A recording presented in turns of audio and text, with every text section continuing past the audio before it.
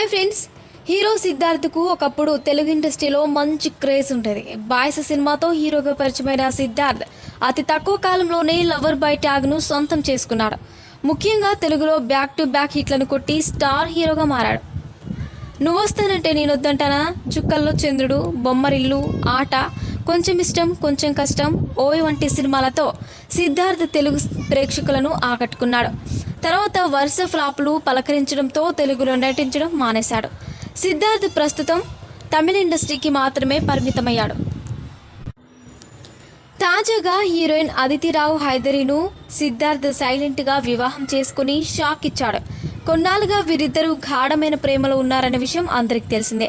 పెళ్లికి ముందే కాపురం పెట్టేసిన ఈ జంట తాజాగా వివాహంతో ఒకటయ్యారు. ఇదిలా ఉంటే సిద్ధార్థ్కు ఇది రెండో వివాహం. అతనికి గతంలోనే ఓ పెళ్ళైంది. 2003లో మేఘన అనే అమ్మాయిని పెళ్లి చేసుకున్న సిద్ధార్థ్ ఆమెతో 2 పిల్లలను కన్నాడు. తర్వాత మనస్పర్ధల కారణంగా వీరిద్దరు విడిపోయారు. 2007లో మేఘనకు సిద్ధార్థ్ విడాకులు ఇవ్వడం జరిగింది. మేఘనతో విడిపోయిన తర్వాత పలువురు హీరోయిన్లతో సిద్ధార్థ్ ఎఫైర్ నడిపాడు.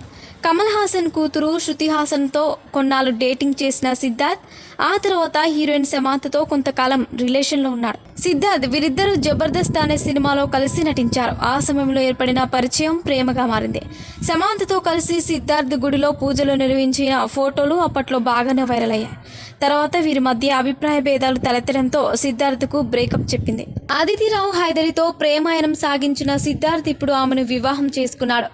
మహాసముద్రం సినిమాలో అదితి రావ్ హైదరి సిద్ధార్థ్ కలిసి నటించారు. ఈ సినిమా షూటింగ్ సమయంలో ఏర్పడిన పరిచయం ప్రేమగా మారడంతో వీరిద్దరూ కొన్నాళ్ళు డేటింగ్ చేశారు.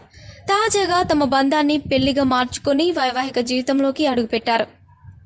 వనపర్తి జిల్లా శ్రీరంగపురంలోని రంగనాయక స్వామి ఆలయంలో బుధవారం ఉదయం సిద్ధార్థ్ అదితిరావ్ హైదరి వివాహం చాలా సింపుల్గా జరిగిందని తెలుస్తోంది. అదితి రావ్ హైదరికి సైతం ఇది రెండో పెళ్లి కావడం విశేషం. మరిన్ని ఇంట్రెస్టింగ్ అప్డేట్స్ కోసం మా ఛానల్ని సబ్స్క్రైబ్ చేసుకోండి.